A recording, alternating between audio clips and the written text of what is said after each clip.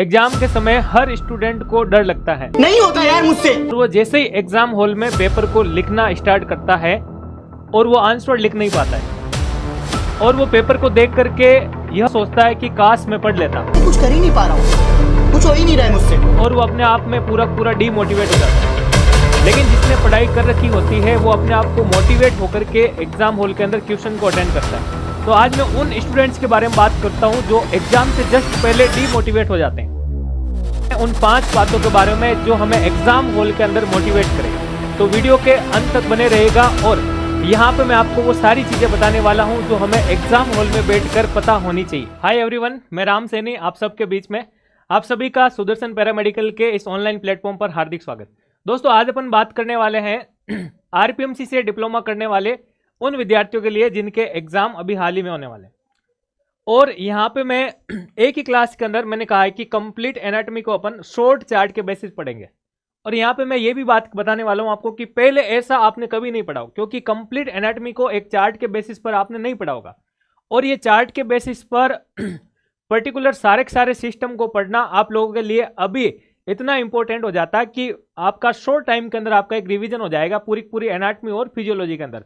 तो बिल्कुल आज की क्लास आपकी विशेष रहने वाली है और मस्त रहने वाली है, शानदार रहने वाली। तो क्लास के अंत तक आप बने रहिएगा और इस क्लास को देख करके आपके एग्जाम के अंदर आपको खूब सारी हेल्प मिलने वाली। और नहीं मिले तो मुझे बता देना। और एग्जाम दे के आने के बाद जब आपके खूब सारे क्वेश्चंस मेरे इस क्लास से या पहले वाली 2-3 क्लास जो मैंने आरपीएमसी के विशेष बच्चों के लिए जो ले रखी है वहां से मिलने वाले और मैंने काफी सारे तरीके बताए आप लोगों को। तो इस क्लास को भी आप देखिएगा और ये मेरी क्लास पसंद आए तो बिल्कुल इसको लाइक और चैनल पे नए हैं तो इसको सब्सक्राइब करें। तो आज की क्लास अलग अंदाज और लाजवाब इसलिए रहने वाली है क्योंकि पर्टिकुलर मैंने आरपीएमसी से डिप्लोमा करने वाले विद्यार्थियों के साथ ही आरआरबी पैरामेडिकल के अंदर जो तैयारी कर रहे हैं उनको शॉर्ट चार्ट के रूप में किस प्रकार से सिलेबस को कवर अप करना है, तो वो सारी चीजें हम पढ़ने वाले हैं।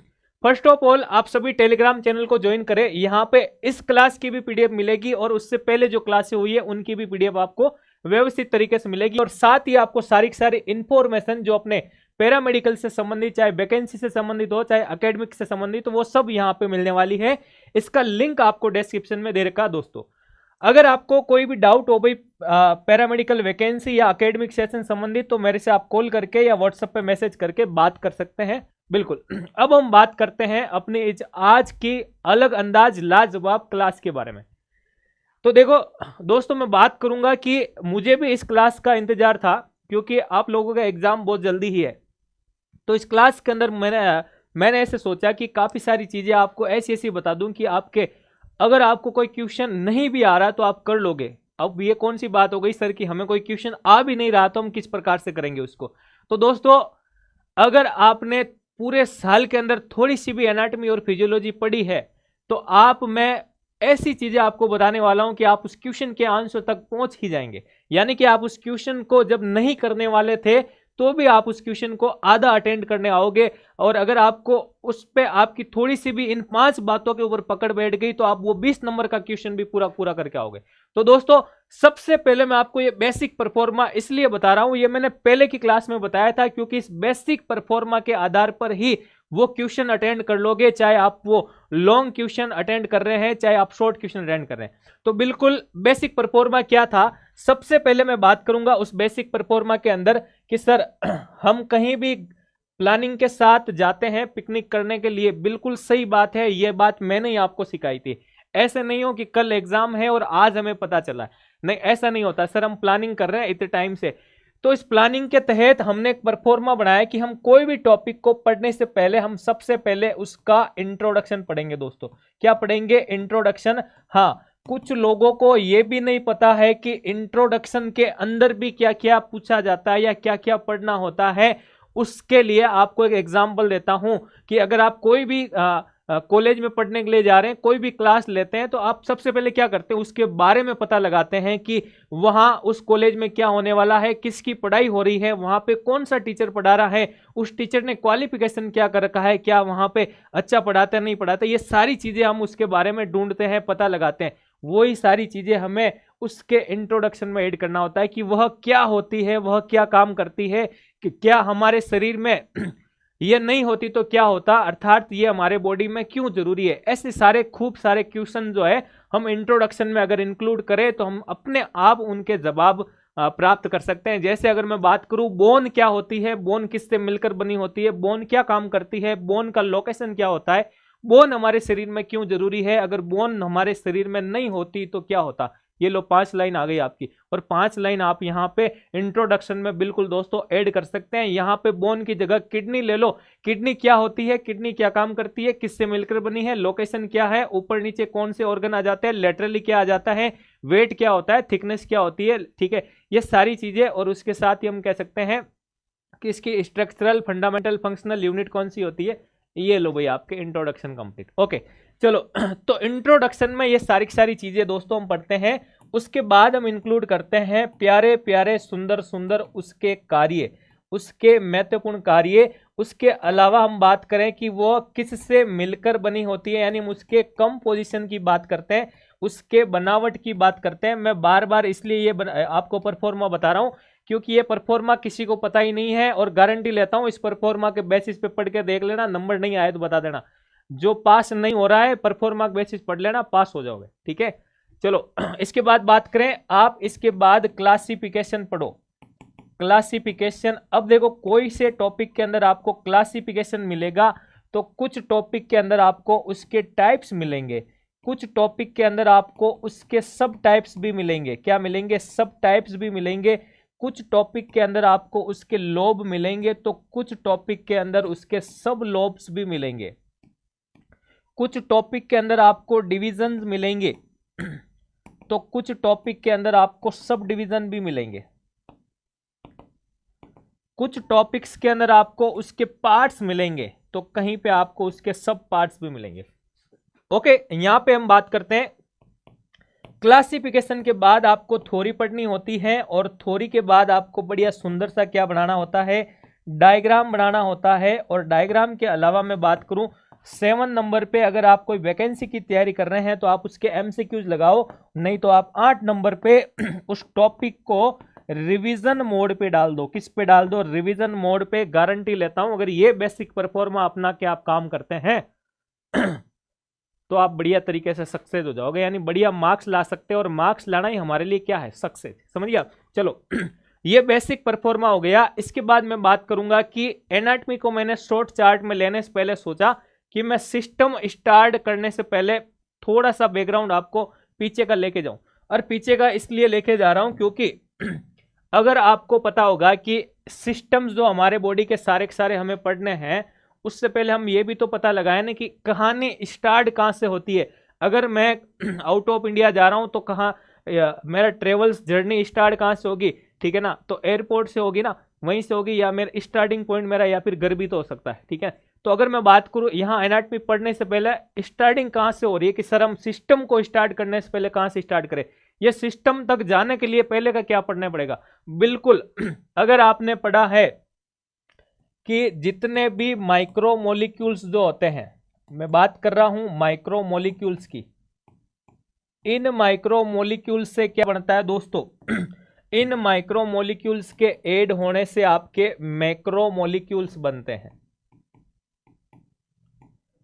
इन मैक्रोमोलिक्यूल्स के ऐड हो जाने से आपके क्या बनता है, यहां पे एक सेल्स बनती, क्या बनती है, सेल्स। इन सेल से मिलकर के क्या बनता है दोस्तों, ग्रुप ऑफ सेल्स, इनको कहा जाता है टिश्यू कहा जाता है दोस्तों। इन टिश्यू से क्या बन जाता है दोस्तों, तो टिश्यू से हम बात करें सर हमारे शरीर के ऑर्गन्स बन जाते हैं। क्या बन जाते हैं, हमारे शरीर के ऑर्गन्स बन जाते हैं। और ऑर्गन से मिलकर ही तो क्या बनता है, ऑर्गन से मिलकर ही सिस्टम बनता है। क्या बनता है दोस्तों, सिस्टम बन जाता है। ये लो सिस्टम आगे, ये सिस्टम ही मिलकर के क्या करते हैं, अवर बॉडी का फॉर्मेशन करते हैं, यानी हमारे शरीर का फॉर्मेशन करते हैं। अब अगर मैं आपसे कहूं कि 1 बाय 1 अगर अपन सारे ही ऑर्गन्स को पढ़ ले, सबके सभी ऑर्गन्स को पढ़ ले, तो हमें उन ऑर्गन से मिलकर बनने वाले सभी सिस्टम्स के बारे में पता लग जाएगा, ठीक है। इसके पीछे एक कहानी है भाई, ध्यान रख लेना। लॉन्ग क्वेश्चन आपका बिल्कुल करेक्ट होने वाला यहीं से। क्योंकि ये बेसिक है। उसके इंट्रोडक्शन में लिखोगे क्या पिछले ईयर्स का एक क्वेश्चन आ रखा है कि एक्सक्रेटरी सिस्टम को पूरा समझाओ। एक्सक्रेटरी सिस्टम की बात करें तो उस सिस्टम के अंदर हम जाने की कोशिश करें तो वो सिस्टम अगर किस किस से मिलकर बना है तो उसके लिए हमें ऑर्गन्स के पास जाना पड़ेगा। ऑर्गन्स के अलावा उसके अंदर क्या है, उसकी सेल्स के पास जाना पड़ेगा। उसके अलावा उस सिस्टम में क्या क्या चीजें देखने को मिलती है, तो ऑर्गन्स के अलावा उसमें जो क्रियाविधि का पार्ट आ जाता है, फिजियोलॉजी का पार्ट आ जाता है, वो देखने को मिलता है। यानी कि फॉर्मेशन ऑफ यूरिन, ऐसी चीजें आपको एग्जाम में पूछी जाती है और ये चीजें आपको याद नहीं होती है क्योंकि आप किताबों के सहारे से पढ़ रहे हो। खूब सारी आप ऐसी ऐसी चीजें पढ़ रहे हो जिसमें सिर्फ आपको थोड़ी ही थोड़ी दे रखी है, समझा कुछ भी नहीं रखा है। और कब तक ये पढ़ते जाओगे, जब तक चीजें समझ में नहीं आएगी, कंसेप्ट क्लियर नहीं होने वाला। तो मान लीजिए आपको एक सिस्टम पूछ लिया, तो उस सिस्टम के अंदर कौन कौन से ऑर्गन है वो आपको पता होगा तो आप बता पाओगे। कोई ऑर्गन आपको पूछ लिया, उस ऑर्गन से कौन सा सिस्टम बनता है, तो ये भी आप हम वहां पे लिख सकते हैं। ओके अगर मान लो ऐसा क्वेश्चन आ जाए कि डाइजेस्टिव सिस्टम को पूरा पूरा समझाओ, आपसे पूछ ले कि डाइजेस्टिव सिस्टम को पूरा पूरा समझाओ, जिस प्रकार से एक्सक्रेटरी सिस्टम पूछा वैसे ही डाइजेस्टिव सिस्टम भी तो पूछ सकते हैं ना, बिल्कुल पूछ सकते हैं सर। तो डाइजेस्टिव सिस्टम की बात करना, ये सिस्टम कौन कौन से ऑर्गन से मिलकर बना है, तो जिन जिन ऑर्गन से मिलकर के डाइजेस्टिव सिस्टम बना है उनको हम डाइजेस्टिव ऑर्गन कह सकते हैं, बिल्कुल कह सकते हैं। जिन जिन सिस्टम से मिलकर, जिन जिन ऑर्गन से मिलकर के रिप्रोडक्टिव सिस्टम बना है उनको हम रिप्रोडक्टिव ऑर्गन कह सकते हैं, बिल्कुल कह सकते हैं। ओके तो इस प्रकार से ये बेसिक यहां पे आपको देखने को मिला। अब मैं यहाँ पे ज्यादा इसको मैं डिस्क्राइब नहीं कर रहा हूं क्योंकि ये आपको एक कंसेप्ट समझाना था, वो आपको मेरे हिसाब से बढ़िया समझ में आ गया हो। ये इसलिए समझाना जरूरी था क्योंकि अगर कोई भी आप आंसर लिखते हो एग्जाम के अंदर आरपीएमसी के अंदर आपके क्यों बैक आ जाती है, उसका एक कारण है। उसका कारण यह है कि आप लोग क्या करते हो कि सिस्टमेटिकली आंसर नहीं लिखते हो। अगर आपसे क्वेश्चन पूछा है, अगर आपसे ये क्वेश्चन पूछा है कि आपको anatomy of bone, anatomy of bone पूरा समझाना है, तो आप लोग पहले क्या लिखना होता है वो तो लिखते नहीं और खूब सारी चीजें उटपटांग तरीके से लिखते लिखते लिखते लिखते आपको 2 पेज भर गए। एक 20 नंबर का क्वेश्चन है, 2 पेज भरने के बाद आपको याद आया कि अरे यार हमारे शरीर में हड्डियां तो 206 होती है, तो वो लाइन जहां पे लिखनी थी वो तो वहां लिखी नहीं, उसके बाद लिखती। फिर लास्ट में जाते जाते आपको कोई चीज याद आ गई कि यार हमारे शरीर में बोन कैल्शियम से तो बनती है ना, सबसे लास्ट वाले पेज में लाइन लिख दी कैल्शियम से। अब सिस्टमेटिक वे में अगर आपने नहीं लिखा, सिस्टेमेटिक तरीके से अगर आपने आंसर नहीं लिखा तो आपके आंसर नहीं, मार्क्स नहीं आते, और नहीं आते फिर कहते हो हमने आरपीएमसी ने हमें पास नहीं किया, गलती तुम्हारी, और फिर दूसरे के ऊपर इल्जाम दे रहे हो। तो ये सिस्टमेटिक तरीके से आपको लिखना आना ही चाहिए और वो पूरी पूरी कहानी टिकी हुई है उस बेसिक परफॉर्मा पे जो मैंने आपको बताया। इसके बाद हम बात करते हैं आगे। तो ये सिस्टम का पता चल गया। अब हम यहां पे पहला जो सिस्टम अपना आज का स्टार्ट करने वाले हैं वो है स्केलेटन सिस्टम। अब यहां पे आपको स्केलेटन सिस्टम स्टार्ट करने से पहले ये पता करो कि ये सिस्टम किस किस से मिलकर बनता है, इस सिस्टम के अंदर कौन कौन सी चीजें आ जाती है। यह सिस्टम खुद होता है क्या, स्केलेटन सिस्टम यानी हमारे शरीर का ढांचा। ये स्केलेटन खुद 2 प्रकार का होता है, एंडोस्केलेटन, एक्सोस्केलेटन, लेकिन इतना डिटेल में हमें उधर नहीं जाना है, हम इसको बोन और जॉइंट से कोरिलेट करते हुए चलेंगे, ठीक है ना। तो मैं आपको स्केलेटन सिस्टम को अगर बोन और जॉइंट से कोरिलेट करते हुए चल रहा हूं तो यहां पे देखो मात्र 5 मिनट के अंदर पूरा पूरा सिस्टम हो जाएगा आपका। अब यहां पे अगर मैं बात करूं कि बोन में पूरी करवा रहा हूं आपके, ताकि इससे संबंधित बड़ा क्वेश्चन छोटा क्वेश्चन बने तो क्लियर हो जाएगा।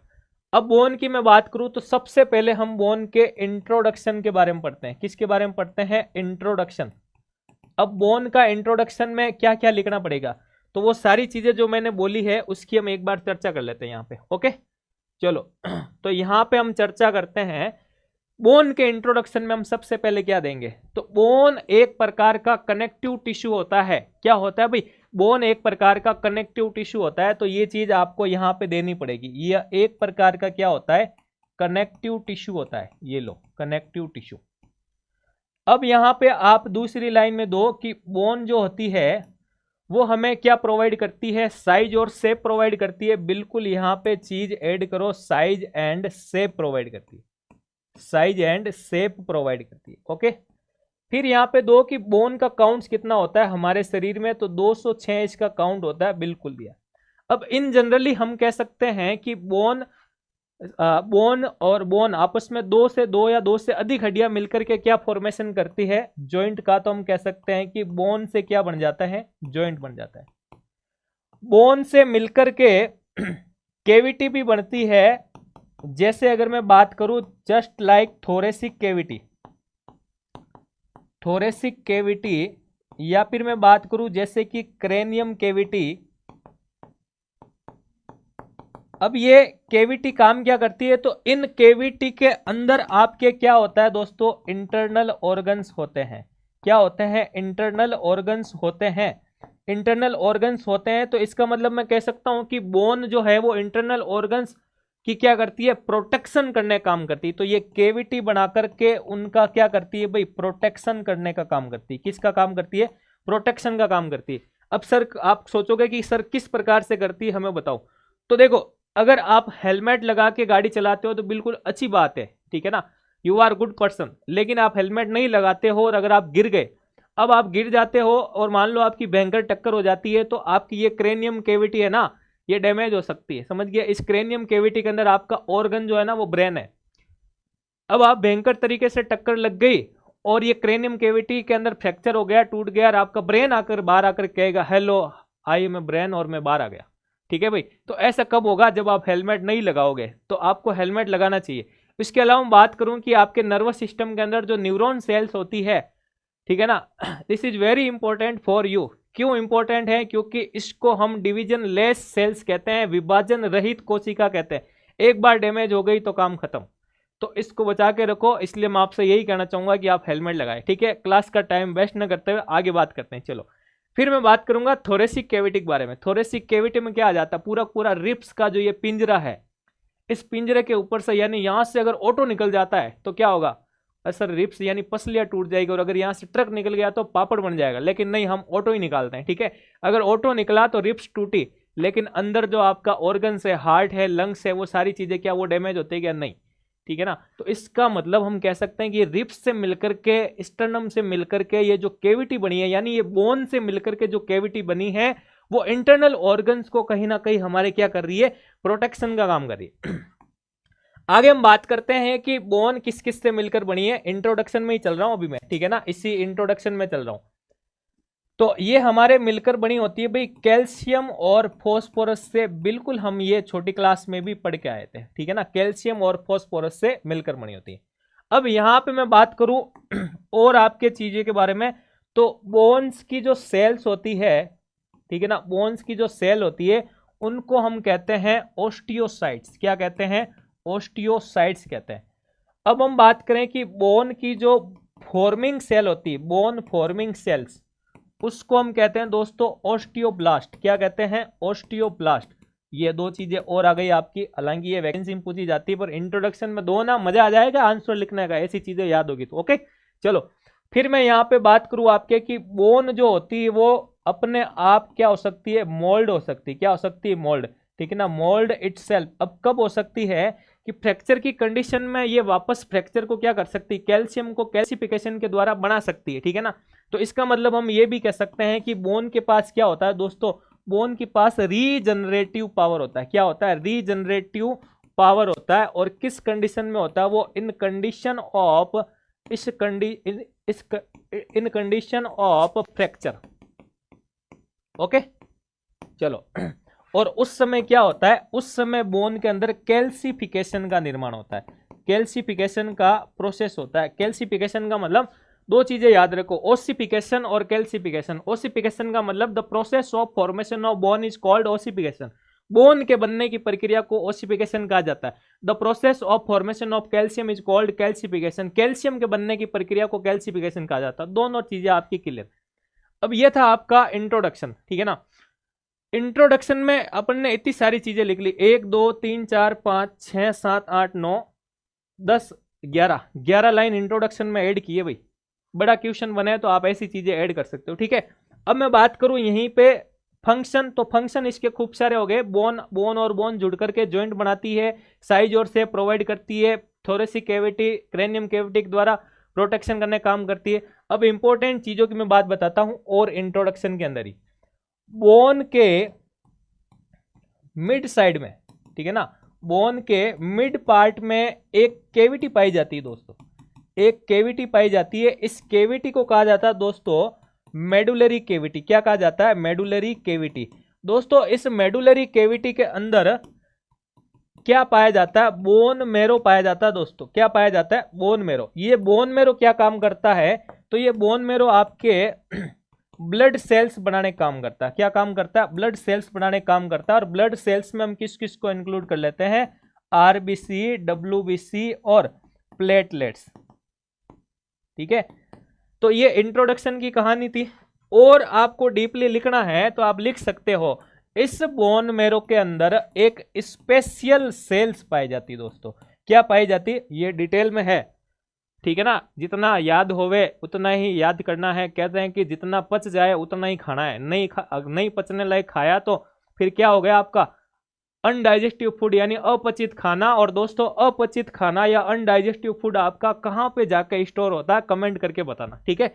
तो एक स्पेशल सेल्स पाई जाती है दोस्तों, उस स्पेशल सेल्स को कहा जाता है आपके PHSC, pluripotent haematopoietic stem cells. इसके अंदर ही तो डेवलपमेंट स्टार्ट होता है, तभी तो हमारी ब्लड सेल्स का फॉर्मेशन होता है। और ये प्रक्रिया हम कहां पे पढ़ते हैं? बिल्कुल फिजियोलॉजी के अंदर पढ़ते हैं। इस PHSC सेल्स को इरिथ्रोपोइसिस के अंदर भी पढ़ते हैं, इरिथ्रोपोइसिस के अंदर भी पढ़ते हैं, ल्यूकोपोइसिस के अंदर भी पढ़ते हैं, थ्रोम्बोसाइटोसिस के अंदर पढ़ते हैं। अब यह सब सारी चीजें क्या होती है? इरिथ्रोपोइसिस का मतलब the process of formation maturation and development of RBC is called erythropoiesis. और इरिथ्रोपोइसिस की कहानी कहां से स्टार्ट होती है?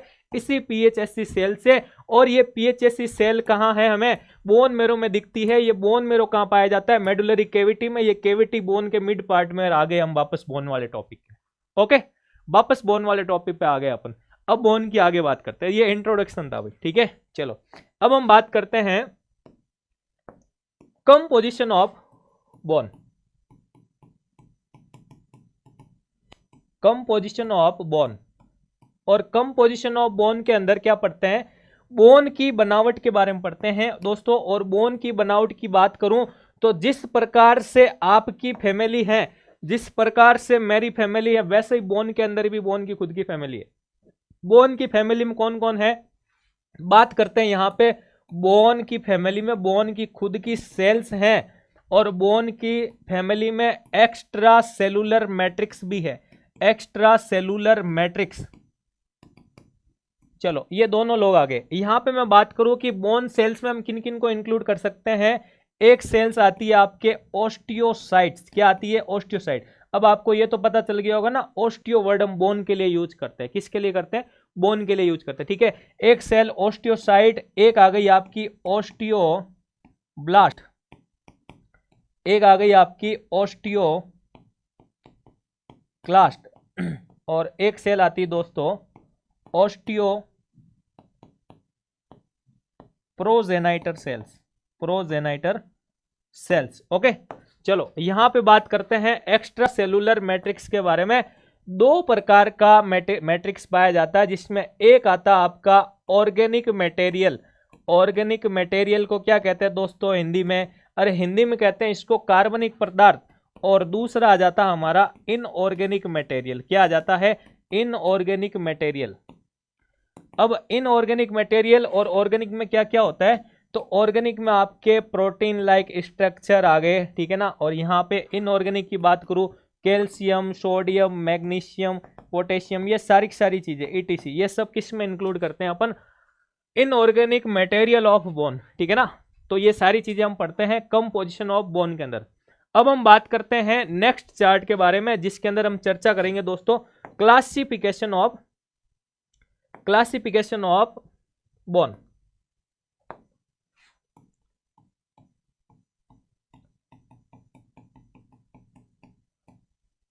क्लासिफिकेशन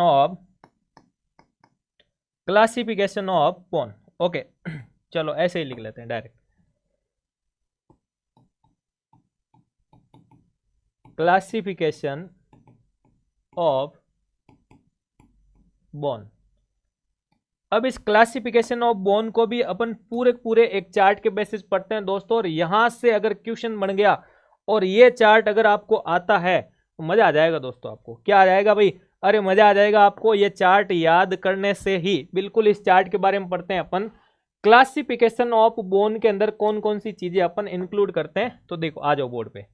तो यहां पे हम बात करेंगे क्लासिफिकेशन ऑफ बोन का चार्ट। सबसे पहले तो कमेंट्स करके ये बताना कि किस किस ने इस प्रकार का चार्ट पहले पढ़ रखा है। बिल्कुल आप कमेंट करके बताना कि किसने ये चार्ट पढ़ा है।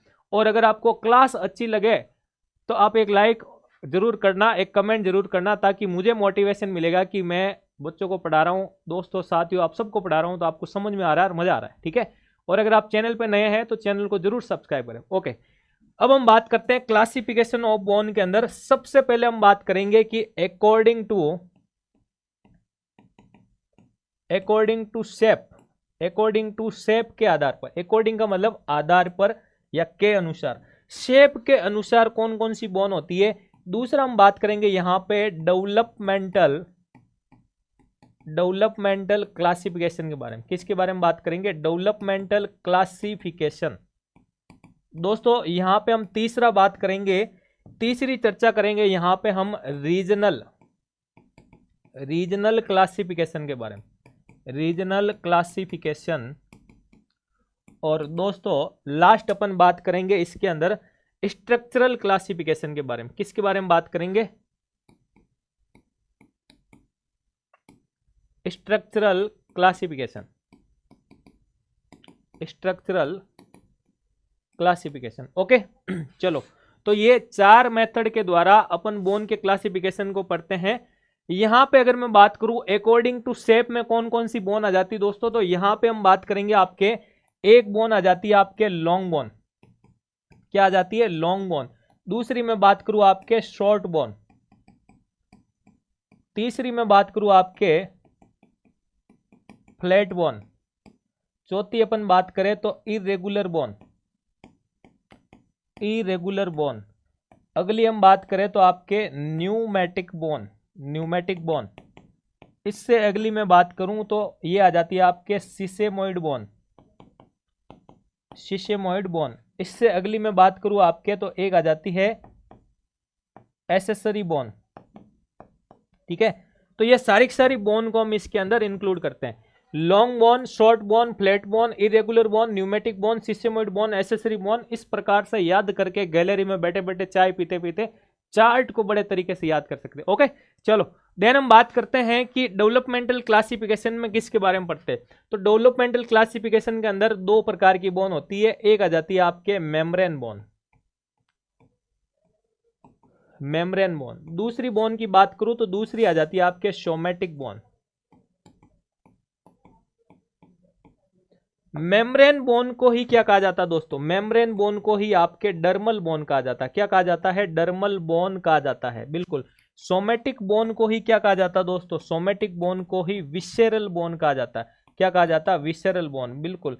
हायोइड बोन जो होती है ना, वो विसेरल बोन का एग्जाम्पल होती है। किसका होती है? विसेरल बोन का। ओके, देन हम बात करते हैं यहाँ पे डर्मल बोन या मेम्ब्रेन बोन खुद दो प्रकार की होती है, जिसमें एक बोन आ जाती है आपके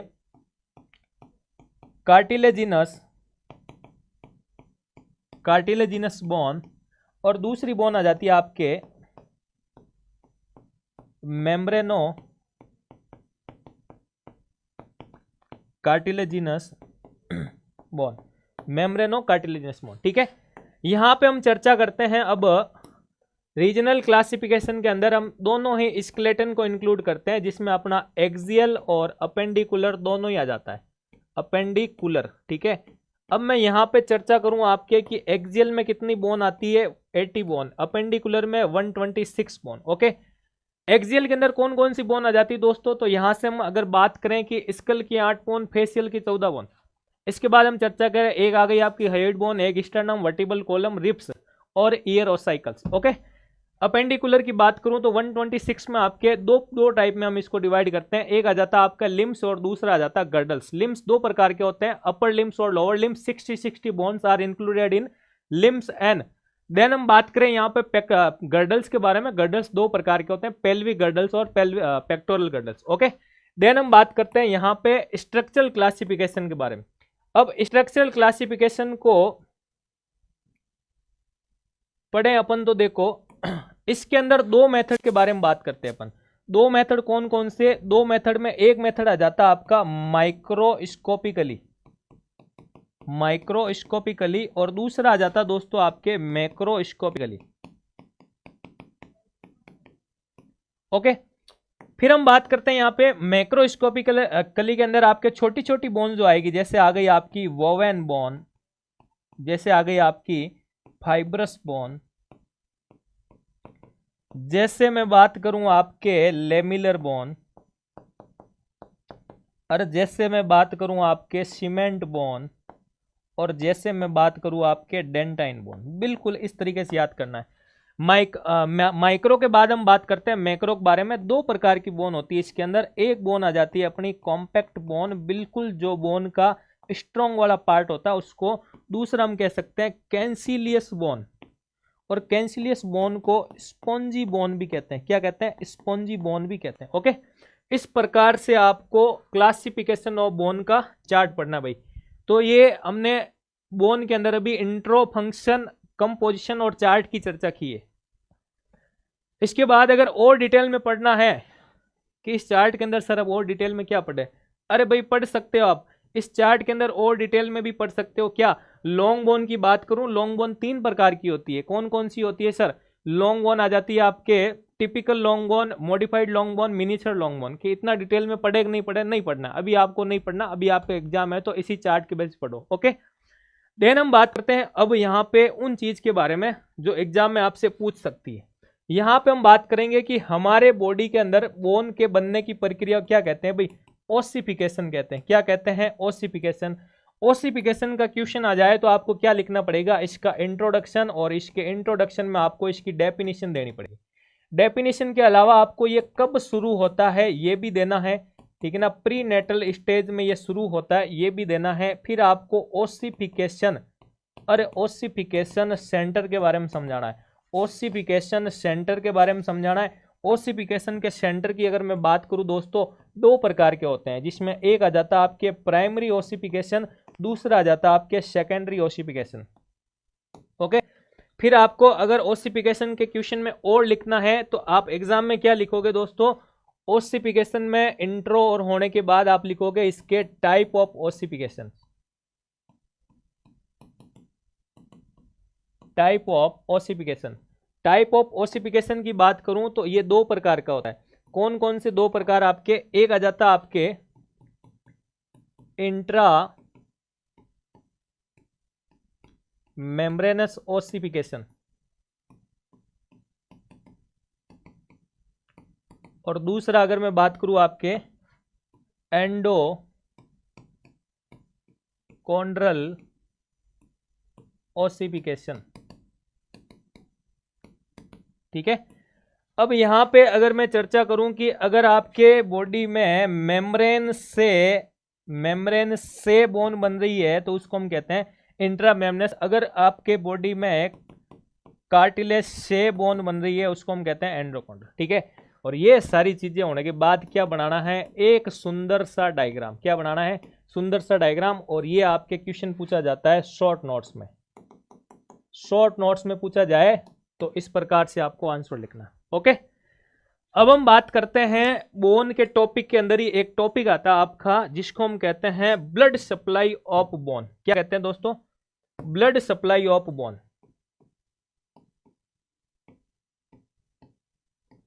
ब्लड सप्लाई ऑफ बोन। और ब्लड सप्लाई ऑफ बोन के अंदर अब आपको क्या करना पड़ेगा, तो क्या क्या लिखना पड़ेगा ये भी आपको चीज समझा देता हूं दोस्तों। ब्लड सप्लाई ऑफ बोन वाले टॉपिक के लिए हम बनाते हैं बढ़िया एक सुंदर सा डायग्राम बोन का। आ जाओ बोर्ड पे।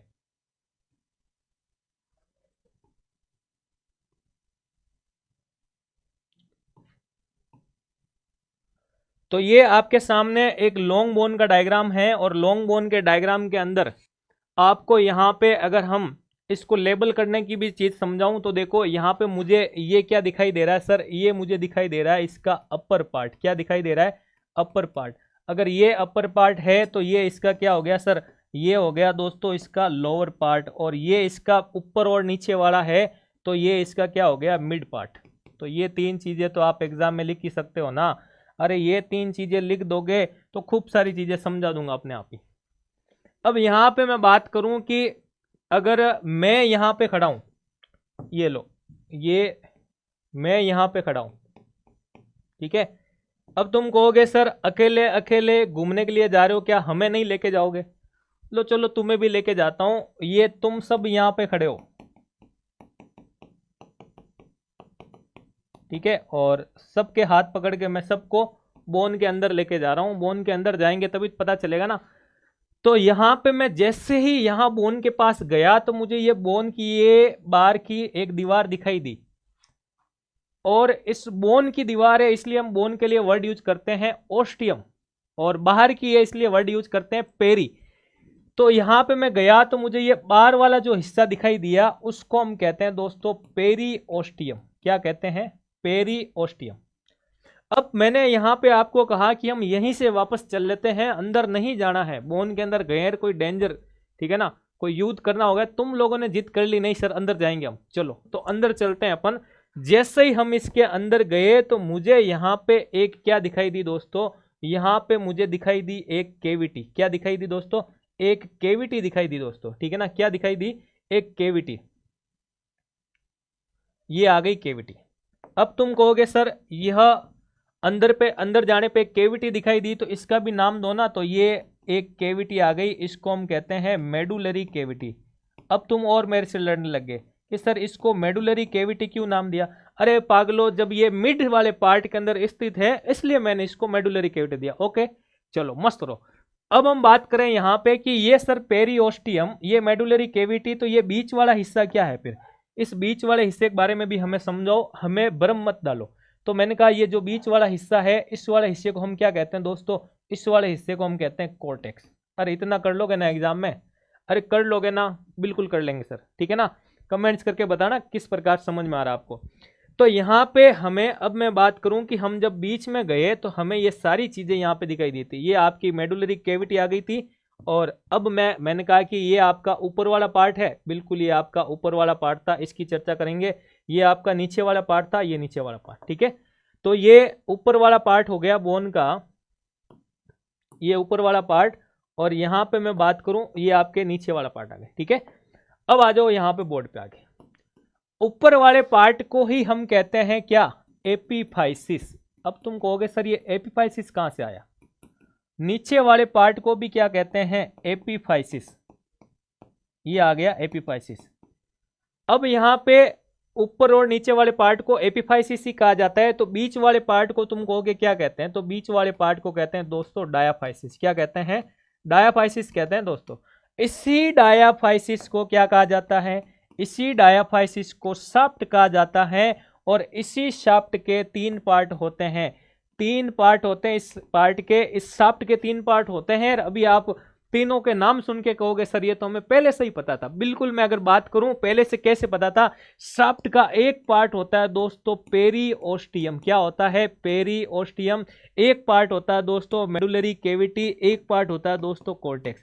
अब तुम कहोगे सर यहाँ हाथ पकड़ के लेके गए, तीनों चीजें बताई तो थी ना पहले, तो पहले ही कह देते ना हमें कि मिड वाले पार्ट को डायाफाइसिस, डायाफाइसिस को शाफ्ट कहते हैं। तो अरे पहले कह देता तो अंदर बोन के अंदर जाके घूमने का मजा नहीं आता ना। तो इस प्रकार से ये सारी चीजें यहाँ पे अपनी कवरअप हो जाती। अब मैं आपको बोन के अंदर लेके गया तो मैंने आपको कहा कि बोन के अंदर कार्टिलेज की 2 प्लेटें पाई जाती है, 1 प्लेट 2 प्लेट।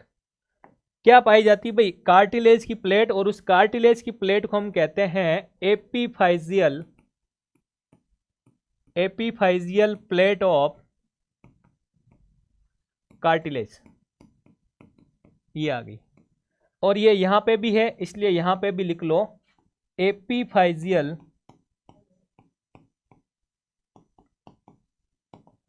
प्लेट ऑफ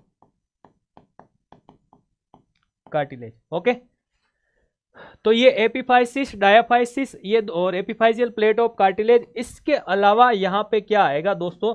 तो मैं बात करूं आपके, ये एपिफाइसिस, ये प्लेट, ये डायाफाइसिस, तो यहाँ पे इन दोनों के बीच वाला जो पार्ट होता है उसको कहते हैं, बीच वाले को मेटाफाइसिस। क्या कहते हैं? मेटाफाइसिस।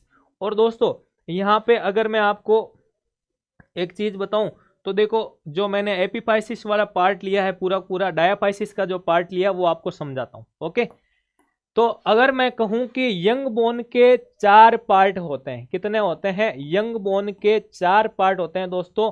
उन 4 पार्ट में मैं कहूं कि एपिफाइसिस, डायाफाइसिस, मेटाफाइसिस और एपिफाइजियल प्लेट ऑफ कार्टिलेज, ठीक है ना। ये चारों पार्ट जो है यंग बोन के 4 पार्ट होते हैं। सिंगल टॉपिक के अंदर मल्टीपल टॉपिक्स क्लियर कर रहे हैं। मजा आ रहा है कि नहीं आ रहा? बिल्कुल। अब हम यहाँ पे बात करते हैं कि सर किस प्रकार से ब्लड की सप्लाई होती है इस बोन के अंदर, तो बिल्कुल हम चर्चा करते हैं। तो इस चर्चा करने के लिए यहाँ पे आपको समझना पड़ेगा कि इस बोन के पास यहाँ पे एक फोरामन पाया जाता है। क्या पाया जाता है? एक फोरामन पाया जाता है। इस फोरामन का मतलब क्या होता है सर? इस फोरामन का क्या मतलब होता है दोस्तों? इस फोरामन का मतलब होता है आपके एक पोर। क्या होता है? एक पोर, और इस पोर को हिंदी में कहते हैं छिद्र। अरे सर इतनी सी बात तो हमें पता थी, ठीक है ना। चलो, तो इस बोन के अंदर एक पोर होता है। इस पोर के द्वारा ब्लड सप्लाई होती है। और ब्लड सप्लाई कौन करती है दोस्तों? ब्लड सप्लाई करती है आपकी आर्टरी करती है। कौन करती है? आर्टरी करती है। बिल्कुल, ये आर्टरी आ गई। अब मैं आपसे कहूं बोन के अंदर कौन सी आर्टरी सप्लाई करती है, तो न्यूट्रिएंट आर्टरी यहां पे क्या करती है? न्यूट्रिएंट आर्टरी यहां पे ब्लड की सप्लाई करती है। ओके, तो न्यूट्रिएंट आर्टरी आई इस फोरामेन के द्वारा बोन के अंदर एंटर करती है। क्या करती है? बोन के अंदर आपके यहां पे एंटर करती है। तो जिस पार्ट से एंटर करती है उसे फोरामन कहते हैं, इसलिए इसका नाम चेंज कर दिया भाई साहब। नाम रख दिया इसका न्यूट्रिएंट फोरामन आर्टरी। क्या रख दिया? Nutrient फोरामन artery. तो यहां पे जिस फोरामन से ये एंटर करती है उसकी वजह से इसका नाम हो जाता है न्यूट्रिएंट फोरामन आर्टरी।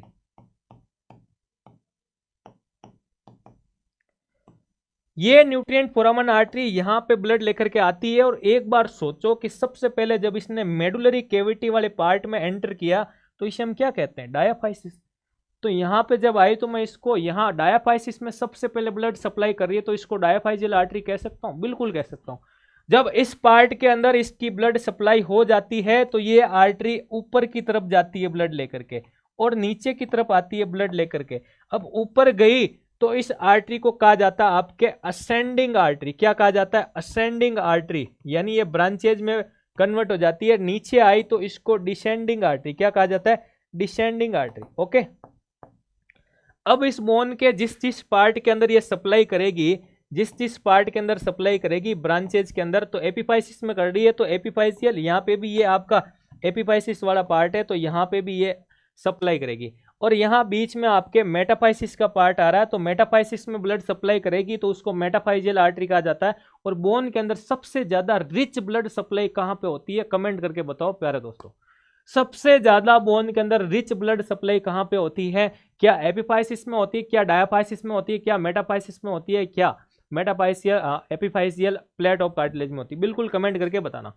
तो ये आपके ब्लड सप्लाई वाला पार्ट था। इसको आप थ्योरी में भी लिख सकते हैं और डायग्राम में भी बना सकते हैं। ओके, इसके बाद हम बात करते हैं